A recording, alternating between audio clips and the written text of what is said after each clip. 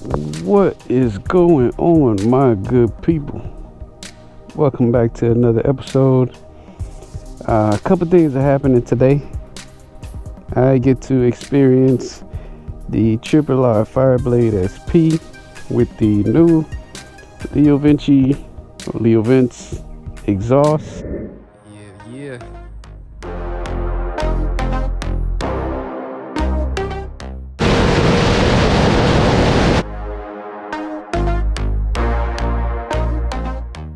If it's cars, bikes, whatever it is, get out and enjoy it.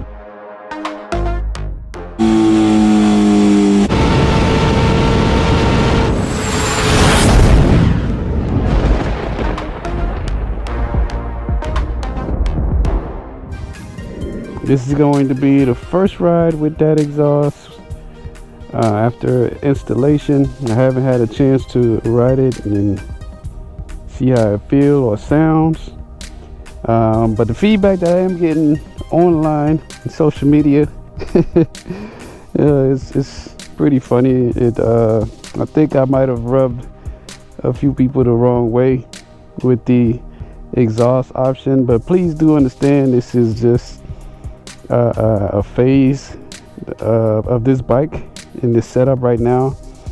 If all goes well, it may end up being a permanent exhaust, and I'll upgrade the headers.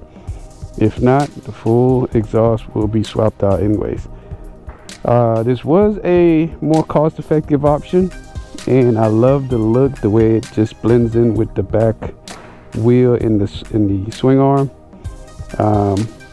I didn't want to go with something too aggressive out back, but you know, we'll see.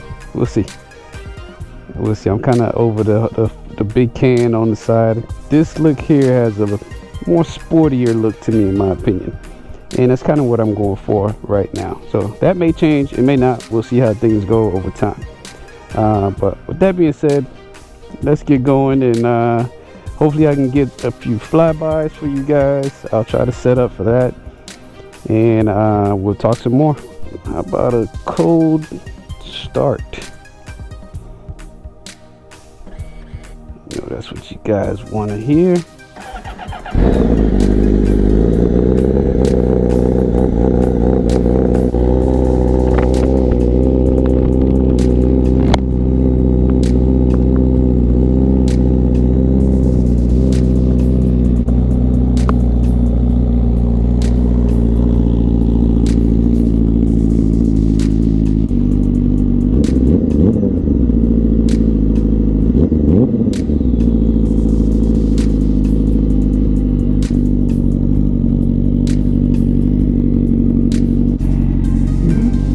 Road.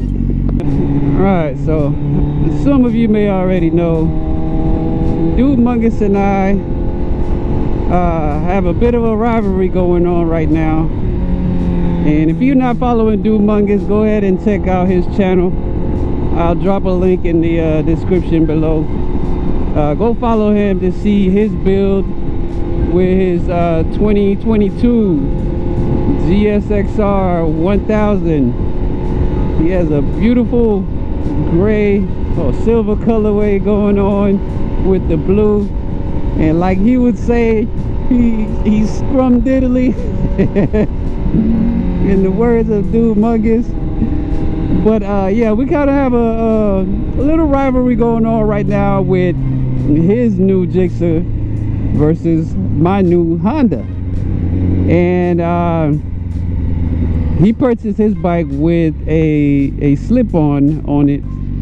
It was already installed on it by the dealership, so we're kind of just leveling out the playing field here, which is the reason for me having a slip-on on this bike. But you guys know I would have, you know, I've done my research already to know what the best option is for this bike. I'm just taking things real easy right now. I'm really trying to build this bike in phases,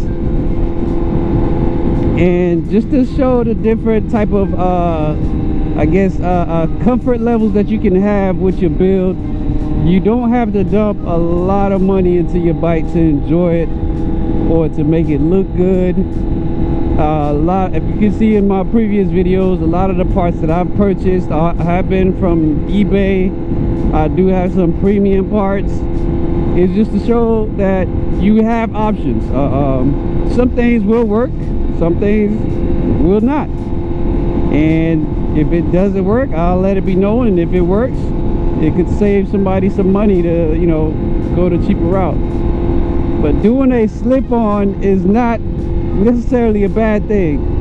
I know there's some parts of the world that noise control requirements and going with a full exhaust and deleting your cat may not always be the best option. So, you know, if a slip-on gets the job done and you're able to keep the cat on the bike, then that might be the way to go to improve the look of the bike. You know, you guys know that the manufacturers always release these bikes with the biggest and most hideous exhaust cans they can find. Which, I get it, they have to meet all these emission requirements, and if that's what gets it done to get it pushed out to the consumers, then that's what they'll do.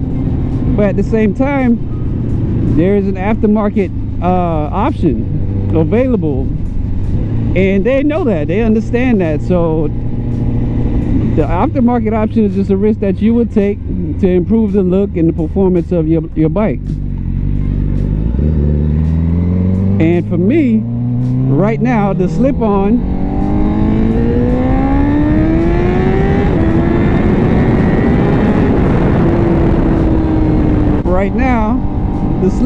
works.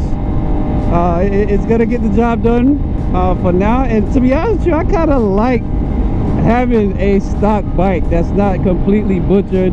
I can just ride and enjoy and, you know, take some twisties, some back roads, do whatever it is that I want to do, and still do some smackdowns or roll racing with it.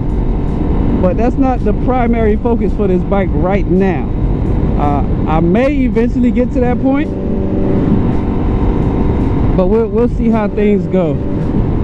I'm actually trying to find a good spot to set up my camera so I can do some flybys. Hopefully this spot works. Set up my camera after these cars go by and do a couple flybys. It's nice and open and clear on both sides, so let me get that together, then we'll knock it out the park.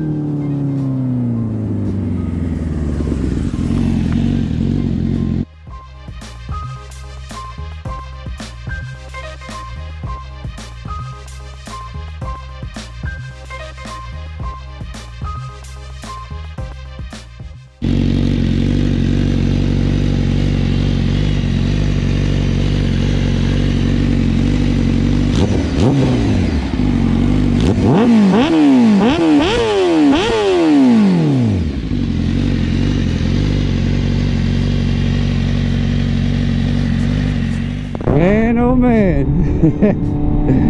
Dude Muggers, I really hope you're ready, brother.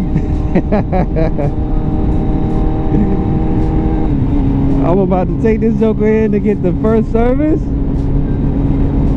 and then it's gonna sit and wait for you until Nashville in May. Oh man, I really thought the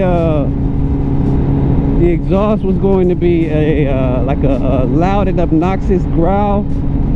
I believe that is a growler type exhaust, but it's really not that bad. I normally ride with earplugs in, and I do not have any right now, just to get a full effect of the sound coming from that exhaust. When coasting, idling below 6 grand, it's just like any other bike, you know, real normal, real calm, real tame. But when it opens up beyond 6 grand, you really hear the bike scream. But it's not to the point where you have to put in earplugs to bear the noise. It's not too crazy loud, but it's not quiet like it was before.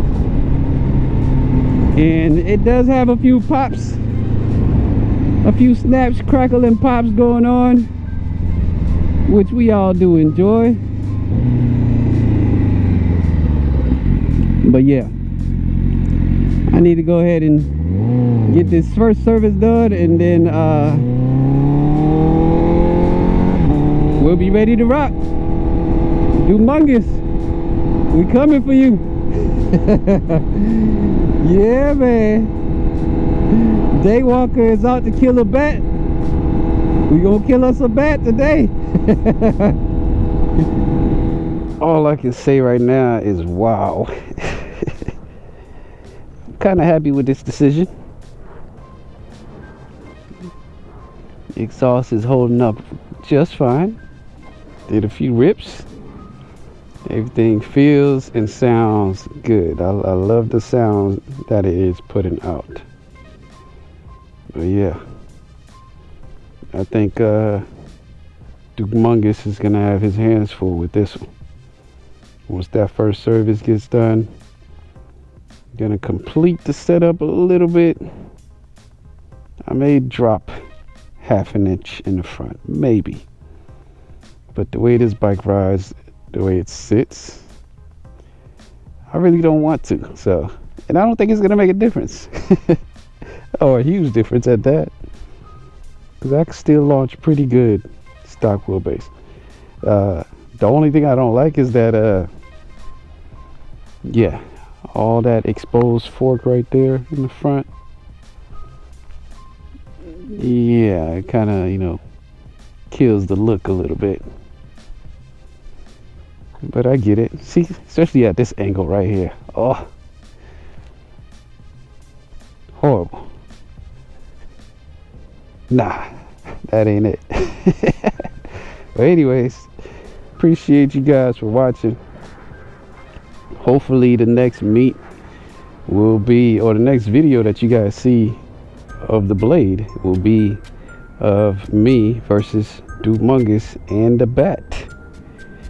So y'all stay locked in for that, and I will catch you on the next one. Peace.